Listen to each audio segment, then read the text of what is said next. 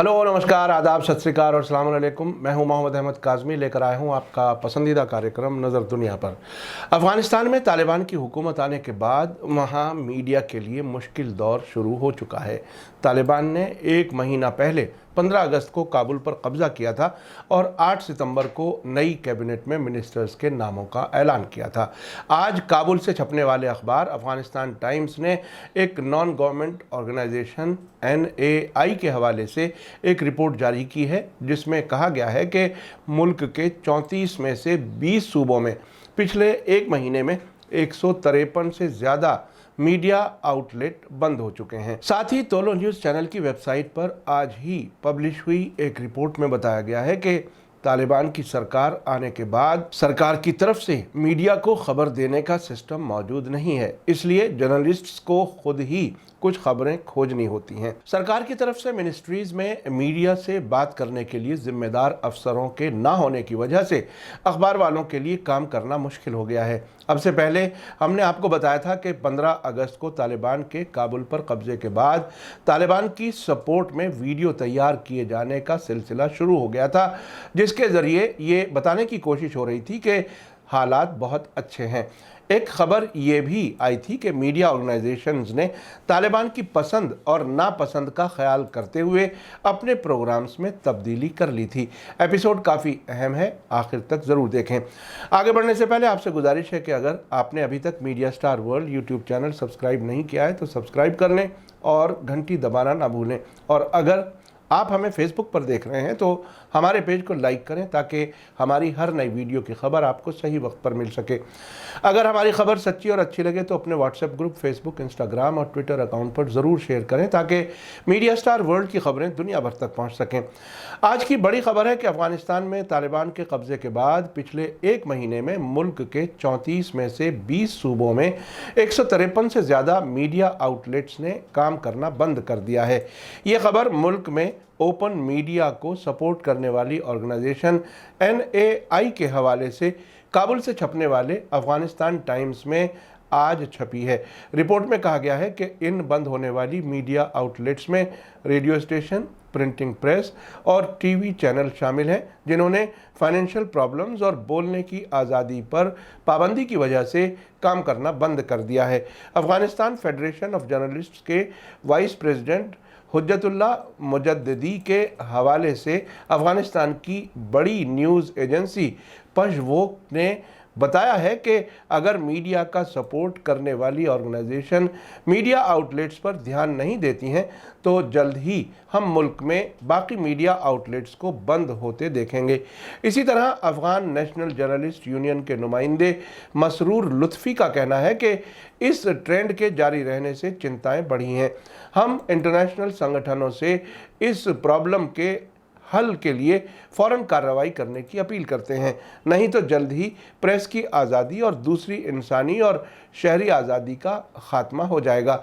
उनका ये बयान ऐसे वक्त में आया है जबकि हाल ही में कई जर्नलिस्ट ने प्रेस और राय जाहिर करने की आज़ादी के सिलसिले में तालिबान लड़ाकों के बर्ताव की नुक्ताचीनी की है। इससे पहले इत्तलात रोज़ अखबार के 2 जर्नलिस्ट को, जो कि काबुल में औरतों के प्रोटेस्ट को कवर कर रहे थे, तालिबान ने बुरी तरह से पीटा और टॉर्चर किया था। इसी बीच काबुल से तोलो न्यूज़ टेलीविज़न चैनल की खबरों की वेबसाइट ने भी आज ही अब्दुल वदूद सालंगी की लिखी हुई एक रिपोर्ट छापी है, जिसमें बताया गया है कि कई जर्नलिस्ट्स ने कल 14 सितंबर को शिकायत की है कि रिपोर्टिंग करते वक्त उन्हें कई पाबंदियों और रुकावटों का सामना करना पड़ रहा है। मीडिया में काम करने वालों ने कहा है कि तालिबान सरकार में ऑफिशियल अफसरों को भेजे गए उनके सवालों के अक्सर जवाब ही नहीं दिए जाते। अखबार वालों का कहना है कि मिनिस्ट्रीज़ जैसे सरकारी दफ्तरों में मीडिया से तालमेल करने वालों की कमी है। कल्चरल कमीशन के मेंबर्स के अलावा सवालों के जवाब देने के लिए सरकारी दफ्तरों से जुड़े मीडिया से तालमेल करने वाले बहुत कम हैं। 10 साल से जर्नलिस्ट के तौर पर काम कर रहे एक पत्रकार मणि मेश्किन कलाम का कहना है कि 15 अगस्त को पहली सरकार के गिरने के बाद से उन्होंने सबसे मुश्किल वक्त का तजर्बा किया है। मणि मेश्किन कलाम ने कहा है कि उनके बीच कोई तालमेल नहीं है। हम रिपोर्ट करने के लिए शहर में जाते हैं, हमें पीटे जाने का डर है। ये चुनौतियां मौजूद हैं। भले ही तालिबान ने मीडिया से तालमेल के लिए एक कैबिनेट का ऐलान किया हो, लेकिन कल्चरल कमीशन के मेंबर्स को छोड़कर मीडिया को कोई भी जानकारी मुहैया नहीं कर रहा है। एक और जर्नलिस्ट जवाद पोपलजई का कहना है कि सहाफ़ियों को कई चुनौतियों का सामना करना पड़ रहा है। तालिबान के बहुत कम स्पोक्सपर्सन हैं। मीडिया से तालमेल के लिए कैबिनेट का कई दिन पहले ऐलान किया गया है। मिनिस्ट्रीज का कोई स्पोक्स पर्सन नहीं है। इसका मतलब है कि कोई सोर्स नहीं है। इस बीच तालिबान ने ये तस्लीम किया है कि रिपोर्टिंग और इन्फॉर्मेशन मुहैया करने के मामले में कुछ मुश्किलात मौजूद हैं और साथ ही कहा है कि वे एक ऐसे ढांचे पर काम कर रहे हैं जिसमें मीडिया काम करना और ख़बर हासिल करना जारी रख सके। तालिबान के एक सोर्स शहाब लीवाल ने कहा है कि हर मिनिस्ट्री के पास एक सोर्स होना चाहिए जिससे मीडिया जानकारी हासिल कर सके, इसलिए हम इस मामले पर काम कर रहे हैं। आपको मैं बता दूं कि तालिबान के काबुल पर 15 अगस्त को कब्जा किए जाने के एक हफ्ते बाद 23 अगस्त को हमने आपको बीबीसी के हवाले से खबर दी थी कि 15 अगस्त के बाद काबुल में हालात नॉर्मल नहीं हैं। इसके बावजूद दुनिया को ये मैसेज देने की कोशिश की जा रही थी कि वहाँ के हालात नॉर्मल हो रहे हैं। हज़ारों लोग एयरपोर्ट पर जमा थे और मुल्क से भागने की कोशिश कर रहे थे। ऐसे में तालिबान को सपोर्ट करने वाले अल इमारा स्टूडियो के ज़रिए लोगों के पॉजिटिव इंटरव्यू के ज़रिए ये मैसेज देने की कोशिश की जा रही थी कि हालात बेहतर हैं। 21 मार्च को तालिबान के कई स्पोक्सपर्सन टीवी स्टूडियो पहुंचे और उन्होंने लोगों को भरोसा दिलाया कि सड़कें महफूज हैं।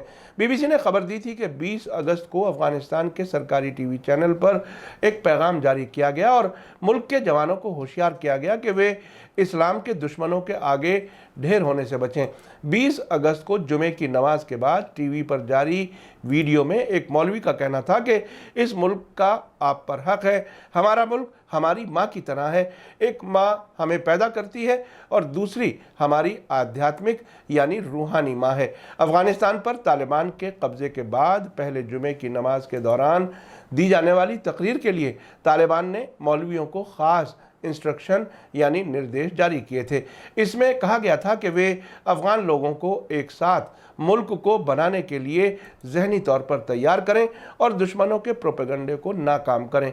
तालिबान की तरफ से ये भी कहा गया है कि मुल्क के मीडिया की जिम्मेदारी है कि वे जवानों को गाइड करें।